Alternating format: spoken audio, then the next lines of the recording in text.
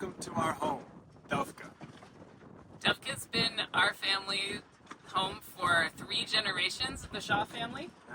Ben's parents bought her in 1990 in Annapolis, Maryland, sailed her all the way up and down the U.S. East Coast through the Caribbean, across the Atlantic, spent a number of years in Europe and the Mediterranean, before passing her along to us in 2019. Yeah, so in 2019 we brought her out to the west coast of the United States, to San Francisco, where we proceeded to do a massive refit on her, upgrading her batteries to a lithium bank, redoing the standing and running rigging, putting in a new stove, putting in plumbing, electrical wiring, redoing teak decks, new dodgers, so much upgrade that she feels in many ways like a new version of the same boat. So in fall of 2023, we made good on a plan that we'd had since really before we were married to someday take our kids cruising somewhere in the world. We sailed out the Golden Gate, turned left, sailed down the California coast, spent an amazing year in Mexico in the Sea of Cortez. Then this spring, we crossed the Pacific and have spent the last 4 months exploring this amazing country of French Polynesia. Dovka's size makes her a really nice boat for us to shorthand sail. We have 2 young children, but when it's just the 2 of us sailing, it's not a problem.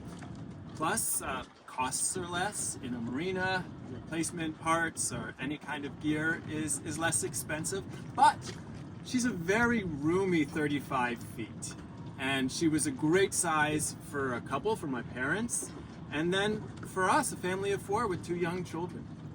She's also a very safe boat. She's a heavy displacement, sturdy, ocean-going blue water cruiser. I always felt safe with my family on this boat, and she's wonderfully cozy to come home to. She has gorgeous wood up here in the cockpit and all down below. Just really felt like a warm and inviting home to come home to wherever we were. Yeah, and we are sad to part with her, but it's time for us to go home to San Francisco. So Dovka is ready for her next owner, a couple or a family ready to take her on new adventures. She's here in Tahiti, and she can stay here through April of 2027 without being imported, which means somebody can come and enjoy this part of the world before taking her onward. And while we're sad to part with a boat that's really been a member of our family for a long time, a blue water cruiser like this shouldn't just sit at the dock. So she's ready for somebody to take her on.